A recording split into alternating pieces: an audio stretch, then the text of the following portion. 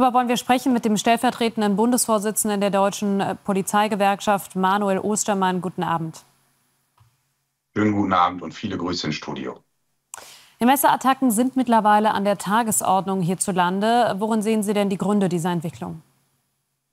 Die Gründe sind vielfältig. Vor allem begründet sich es natürlich aus den Personen, die dieses Messer gegen andere Menschen einsetzen. Und da haben wir mehrere Phänomene. Vor allem die Migrationskrise, Menschen aus den Asylhauptherkunftsländern, die überproportional repräsentiert sind, genau in diesen Gewaltdelikten.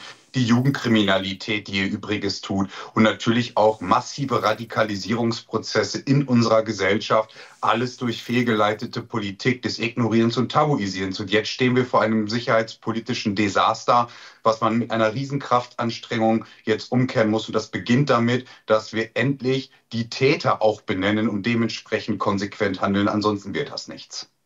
Herr Ostermann, es werden ja auch immer mehr Daten inzwischen gesammelt, auch bei solchen Messerattacken, die sich leider auch immer mehr häufen. Was kann denn die Polizei über das Täterprofil sagen derzeit? Ja, oft sind es Männer, nicht selten in Gruppen mittleren Alters. Und ich hatte es schon gesagt, überproportional zur Gesamtbevölkerung aus den Asylhauptherkunftsländern stammend.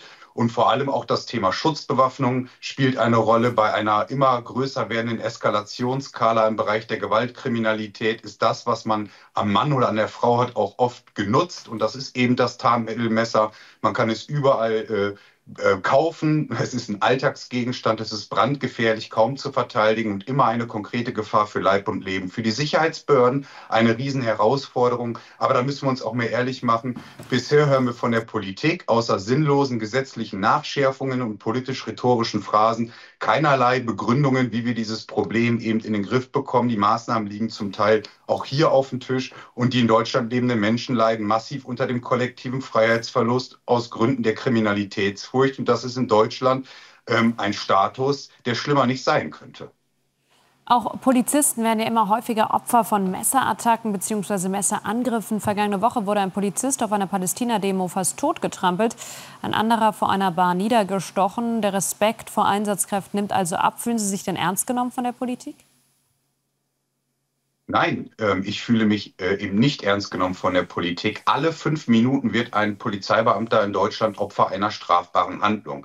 Und die Maßnahmen liegen auch hier der Politik vor. Das fängt schon bei der Ausstattung an, gesetzliche Modernisierung, Novellierungen. Worüber reden wir? Wir reden über strukturellen Rassismus in der Polizei, Polizeibeauftragten, Diskreditierung und Diffamierungskampagnen, über rechtswidrige Polizeigewalt. All das ist Politik ganz groß drin, immer sehr aufgeregt und aufgeblasen, wenn es um den individuellen Schutz des Polizeibeamten geht, der ein Mensch ist, der den Staat repräsentiert, ist Politik sehr schwachbrüstig. Wir sehen es auch in unserer Landeshauptstadt bei Ihnen in Berlin, was da der regierende Bürgermeister bisher mit seiner Regierung erlassen hat, um Polizeibeamte in Berlin besser zu schützen, ist schlicht und ergreifend eine Bankrotterklärung. Da muss man sich auch mal ehrlich machen.